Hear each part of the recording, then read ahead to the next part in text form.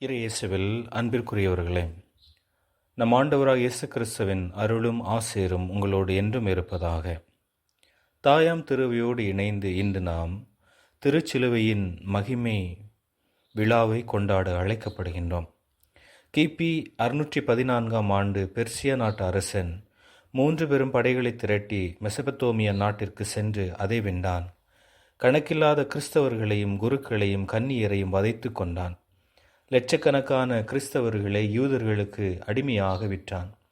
தேவாலயங்களை கொள்ளையடித்தான். எருசலேமில் இருந்த திருச்சிலுவையும் எடுத்துக்கொண்டு தனது நாட்டுக்கு சென்றான். கொன்ஸ்டாந்திநோபிளின் புனித அரசரான ஹெராக்லிஸ் என்பவர் பல நாட்களாக உண்ணா நோன்பிருந்து பெர்சிய நாட்டின் மீது படையெடுத்து சென்றார். அவர்களை வென்று கிபி 627ஆம் ஆண்டு திருச்சிலுவையை அவர்களிடமிருந்து மீட்டு கொண்டு வந்தார்.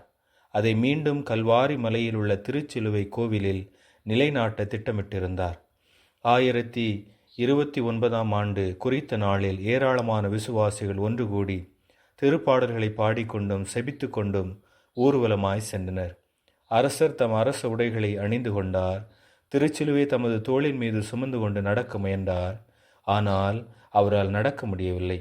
அப்போது அவரது அருகில் இருந்த ஆயரான சக்கரை என்பவர் அரசரை பார்த்து, அரசே, நம் ஆண்டவர் சிறுமையோடும் வேதனையோடும் சுமந்து போன சிலுவையை நீர் அரசருக்குரிய மேலான உடைகளோடு சுமப்பது தகாது என்றார்.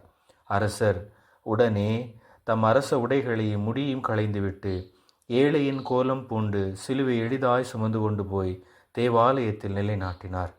சிலுவை திருநாளை கொண்டாடுகிறோம். இருளை நீக்கிய சிலுவை, ஒளியை கொணர்ந்த சிலுவை, சிலுவையில் அறையுண்ட ஆண்டவரோடு நாம் உயிர்த்தெழுந்தோம். சிலுவை இல்லாவிடில் கிறிஸ்து அறையுண்டிருக்கப்பட்டிருக்க மாட்டார். சிலுவை இல்லாவிடில் வாழ்வு அறையப்பட்டிருக்காது. அவர் அறையப்படாவிடில் வாழ்வில் வற்றாத ஊற்று அவரது விழாவில் இன்று பொங்கி வர இயலுமா? உலகினை உய்விக்க வந்த இரத்தமும் நீரும் இயேசுவினுடைய சிலுவையில் இருந்தே வந்தது. இன்றே நமது பாவக்கணக்கு நீக்கம் பெற்றிருக்காது. விடுதலையும் அடைந்திருக்க மாட்டோம். விண்ணகம் அடைபட்டே இருந்திருக்கும். சாவின் ஆணவமும் அழிக்கப்பட்டிருக்காது என்பதை உணர்வோம். திருச்சிலுவையை நமது மீட்பின் அடையாளமாக கொண்டு கிறிஸ்துவின் மீட்பு பணியை தொடர்ந்து பறைசாற்றும் சீடர்களாக வாழ்வோம். இறைவன் என்றும் நம்மோடு. ஆம்.